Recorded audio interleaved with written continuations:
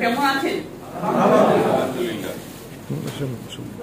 জগন্নাথ বিশ্ববিদ্যালয়ের মার্কেটিং বিভাগের সম্মানিত অধ্যাপক ডাক্তার মোহাম্মদ জাকির হোসেনকে বিশ্ববিদ্যালয় মঞ্জুরি কমিশনের ইউসিডি এর পূর্ণকালীন সদস্য নিয়োগ করায় উপকূলীয় আদর্শ মাধ্যমিক বিদ্যালয় অ্যালামনাই অ্যাসোসিয়েশনের পক্ষ থেকে আয়োজিত সংবর্ধনা অনুষ্ঠানে সম্মানিত সভাপতি সাহেব, অনুষ্ঠানে উপস্থিত সকল আমন্ত্রিত অতিথিবৃন্দ, সকলে আমার সালাম দিবেন। আসসালামু আলাইকুম।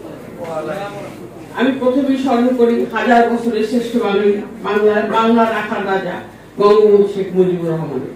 আরো স্মরণ করি 15ই আগস্টের কারো রাতকে বঙ্গবন্ধুর সহধর্মিণী বঙ্গমাতা ফজিলতুন্নেসা মুজিব, তার সন্তানরা।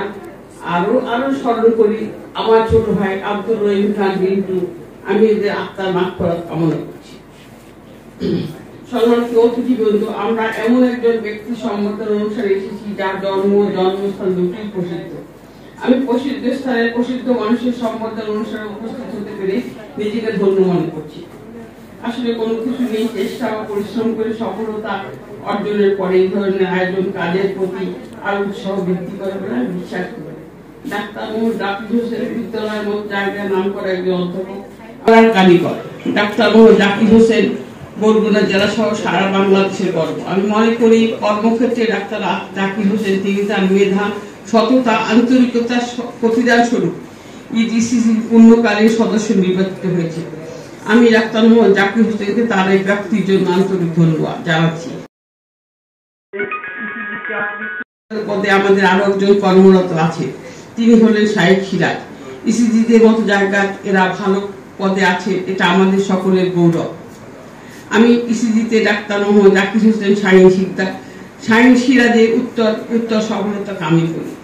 সম্মানিত সুধী, আমাদের দক্ষিণাঞ্চলের বাসীর দীর্ঘদিন প্রাণের দাবি ছিল পদ্মা সেতু। পদ্মা সেতু নির্মিত হলে যানবাহন চলাচলের উদ্বোধন হলো। গত 30শে জুন পদ্মা সেতু নির্মাণ প্রকল্পের মেয়াদ শেষ হয়। আর পদ্মা যাওয়া মহাপ্রান্তে পদ্মা সেতু নির্মাণ প্রকল্পের মেয়াদ সমাপন অনুষ্ঠানের আয়োজন চলছে।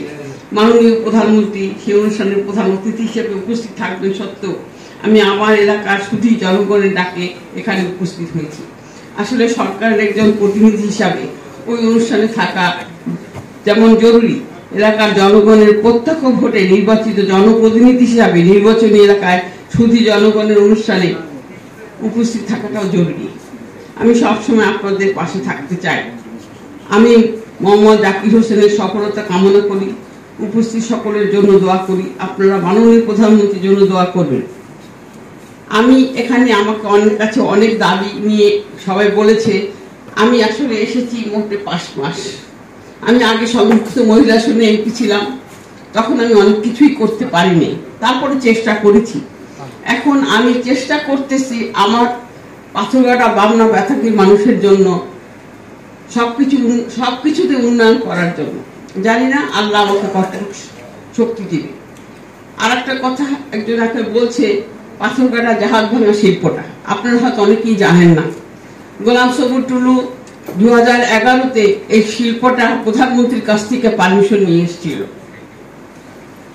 উনি সব কাগজপত্র রেডি করেছে, জায়গাও দখল করা হয়ে গেছে, কিন্তু আল্লাহ সেটা তাকে দিয়ে করতে দেয়নি, আল্লাহ তাকে নিয়ে গেছে। তারপরে আমি আর ইলেকশন করিনি। মাননীয় প্রধানমন্ত্রী আমার কাছে অনেক লোক পাঠিয়েছে, কিন্তু আমি তখন মনের ঠিক থেকে খুব একটা শক্ত ছিলাম না। আমি ওই জায়গাটা গোলাম সবুর টুলুর জায়গাটা নেওয়ার মতো শক্তি আমার গায়ে ছিল না। তারপরে মাননীয় প্রধানমন্ত্রী 2018-তে আমাকে ডেকে নিয়ে সংরক্ষিত মহিলা আসনে এমপি করেছে। তারপরে আমি 5 বছর চেষ্টা করেছি। একটা সংরক্ষিত মহিলা আসনের কোনো পাওয়ার থাকে না, আমি যেটা নিজে বুঝেছি। তারপরে এইবার আমি মাননীয় প্রধানমন্ত্রীকে বললাম যে আপা আমি ইলেকশন করতে যাই। বলে তুমি কি পারবে করতে? আমি আপা ইনশাআল্লাহ আমি পারবো। তা আমি পেরে এসছি। আমাকে উনি সবসময় একটা কথা বলেন, আমি ওনার সাথে দেখা করতে গেলে বলেন, তুমি টুলুর জায়গাটাকে নষ্ট করো না, তুমি মানুষের সেবা করো। টুলু মানুষের সেবা করে আসছে, তুমিও সেবা করো। তা আপনারা দোয়া করবেন আমি মানুষের সেবা করার জন্যই এই দেশে এসেছি, আমি সেবা করব। আপনারা আমার জন্য দোয়া করবেন, মাননীয় প্রধানমন্ত্রীর জন্য দোয়া করবেন, মাননীয় প্রধানমন্ত্রী যেন তার লক্ষ্যে পৌঁছতে পারে। আপনারা এই দোয়া করবেন। জয় বাংলা, জয় বঙ্গবন্ধু, জয় হোক শেখ হাসিনা।